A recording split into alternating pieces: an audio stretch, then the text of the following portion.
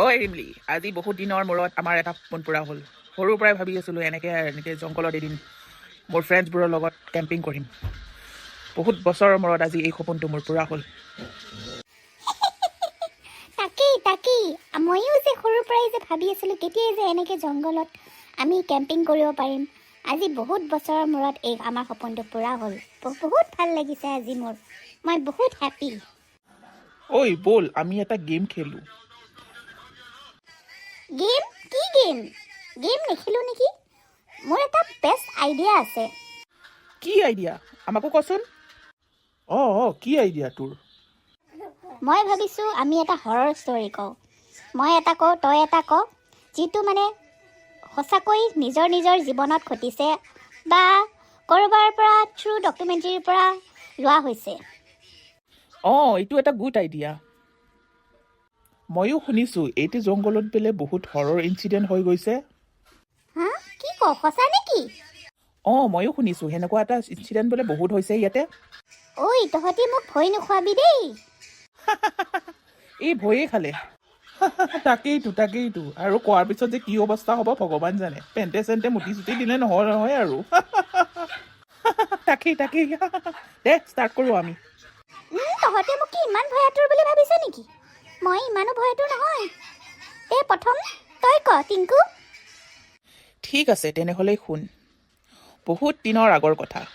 এইখনৰ জংঘলতেই 3জন বন্ধু এদিন কেম্পিং কৰিবলৈ আহিছিল। সিহঁতে সৰুৰ পৰাই ভাবিছিল যেন আমি এদিন ডাঙৰ হৈ এনেকৈ বন্ধুৰ লগত কেম্পিং কৰিবলৈ আহিম। তাৰপিছত কি হ'ল ক?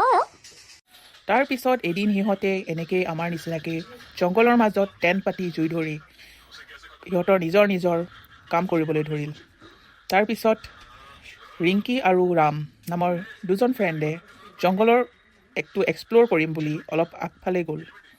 সিহঁতৰ কেম্প মাষ্টাৰক একো জনোৱা নাছিল সিহঁতে ক'ত গৈ আছে।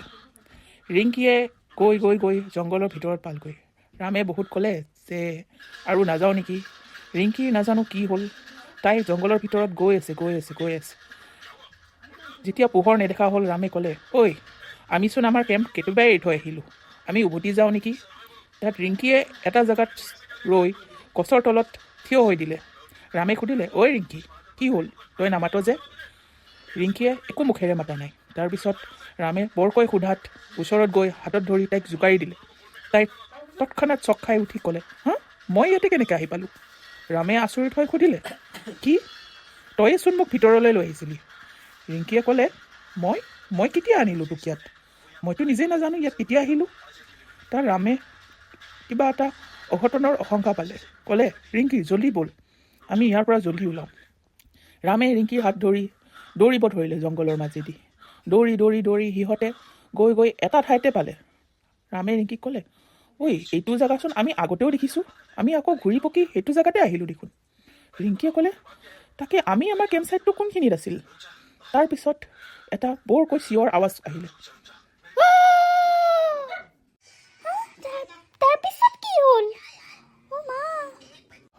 তাৰপিছত কি হ'ল? তাৰপিছত গছৰ ওপৰত এটা জখিনী ওলমি থকা ৰামে দেখিলে।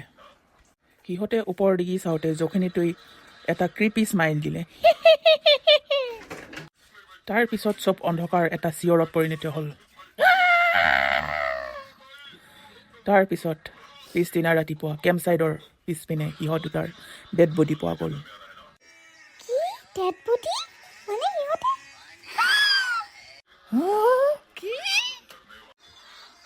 ঐ মোক কোনোবাই মাৰিছে, মোক কোনোবাই এটা থাপৰ মাৰিলে ৰে।